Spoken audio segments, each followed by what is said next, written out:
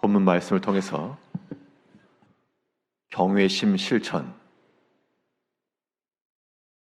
경외심 실천이란 제목으로 하나님의 말씀 증거하겠습니다. 나라를 사랑하는 마음, 이것을 우리는 애국심이라 그럽니다. 그 애국심을 실천하는 것은 그 나라 백성의 의무이기도 하고 또 그 나라 백성의 영광이기도 하는 겁니다. 우리 마음속에 나라를 사랑하는 마음을 가지고 그 애국심을 실천해내는 것이 중요하고 칭찬받을 만한 일인 것처럼 우리는 또한 하나님 나라에 사는 사람들이므로 하나님을 사랑하고 또한 경외하는 하나님 경외심을 실천하는 것도 중요합니다. 하나님 나라의 백성의 의무요 또한 영광으로 우리가 알아야 될 것인데 하나님 경외심이라고 하는 것을 어떻게 실천할까? 오늘 본 말씀을 통해 살펴보게 되면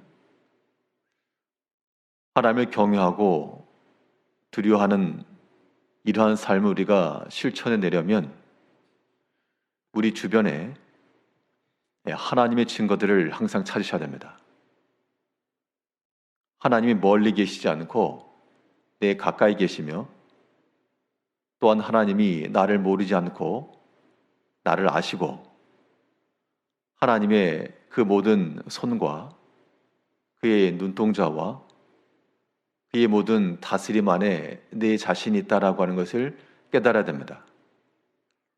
그러면 하나님이 다 아시고 하나님이 지키시고 하나님의 관할 아래 있다라고 하는 그런 생각들은 참으로 우리가 하나님을 의지하지 아니할 수 없고 인식하지 아니할 수 없고 또한 여기도 하나님 계시는구나 라고 하는 것을 우리가 분명히 깨닫기 때문에 우리의 삶이라고 하는 것이 육체를 따라 기울어지지 않고 세상의 미혹과 죄를 따라가지 않으며 하나님이 말씀하신 그 약속의 길 안에 우리가 능히 설 수 있다는 겁니다.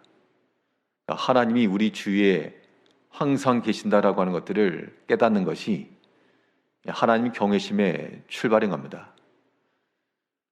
오늘 본문 6절 말씀에서는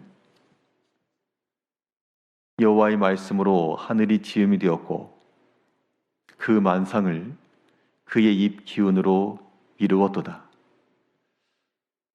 어떻게 보면 자연 만물, 자연 상태에 대한 이야기처럼 보이지만 결론적으로 내가 보는 저 하늘도 하나님이 주셨고 또한 삼라만상이라 그랬으니까 모든 것 이 모든 것들이 하나님의 입의 기운으로 말미암아 이루었다.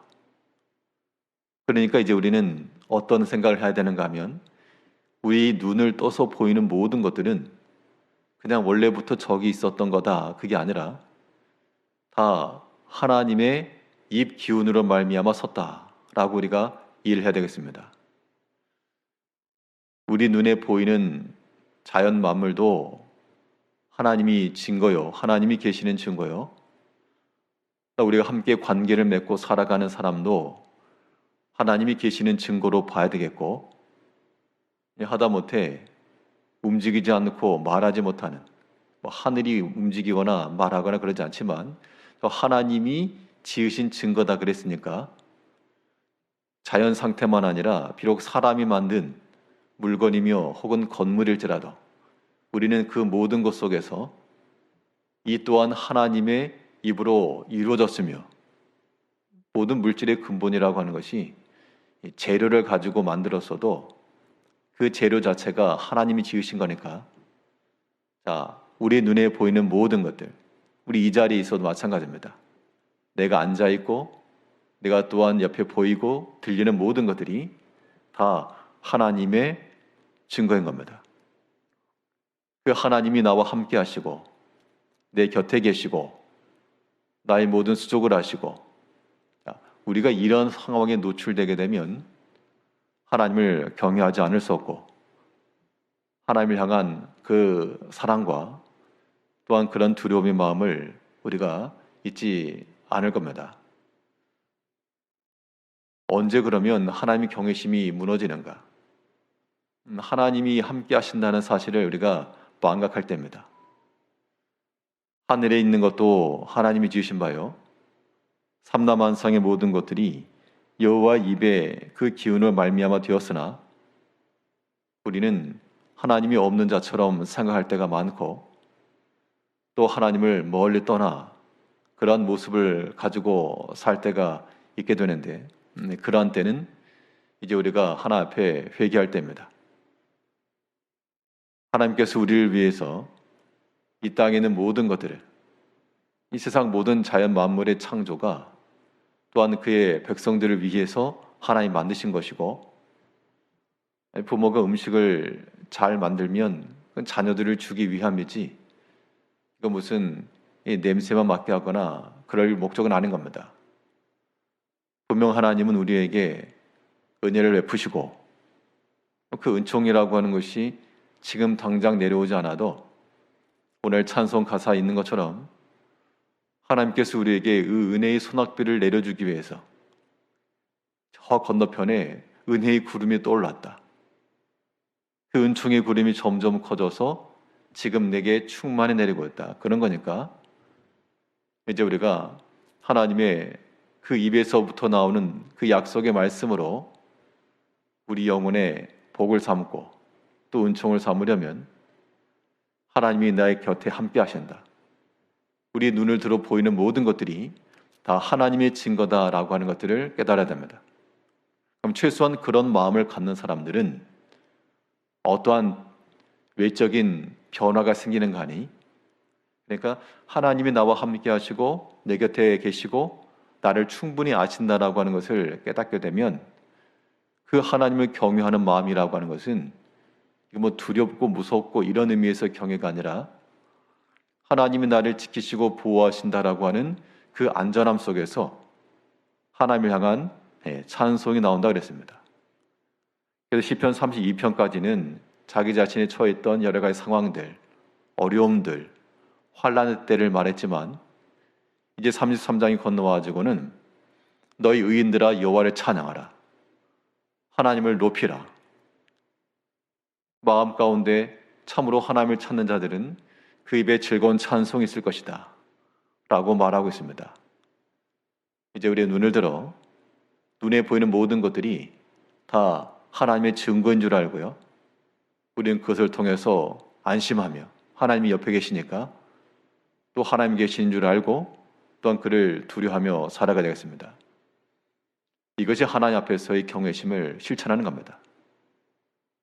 우리가 나라를 사랑한다 할 때 자연을 잘 지키고 가꾸고 보호하는 것이 나라 사랑의 실천인 것처럼 우리가 하나님의 우리 주변에 있는 하나님의 그 모습들, 이 모든 것들을 인정하고 잘 지켜나가야 되겠습니다. 또 하나님의 경외심을 어떻게 실천할까? 애국심을 보여주었던 많은 사람들 가운데 나라가 어려움에 처했을 때 바로 세우기 위한 일념으로 자기 자신의 희생과 헌신을 마다하지 않고 뛰어들었던 사람들이 있었습니다. 일명 우리가 애국자들이라고 부르는 그들인데요, 그들의 행위라고 하는 것이 결국 나라 사랑함의 증거였습니다.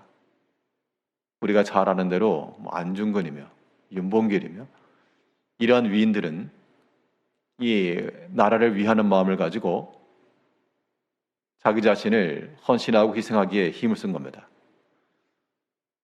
우리가 하나님 경외심을 실천하기 위해서도 우리를 억압하고 있는 모든 구습에 속한 죄의 욕심들 혹은 세상의 모든 일들, 미혹들, 이런 것들이 우리를 지배하고 있을 때 여기서부터 우리가 자유함을 얻어야 되니까 이 모든 것들 우리가 물리치고 또한 그들을 제거해 나가며 우리 주변에 있는 하나님의 증거를 찾는 것만 아니라 또한 우리 주변에 있는 모든 죄의 흔적들을 우리는 힘써 지워나가야 됩니다.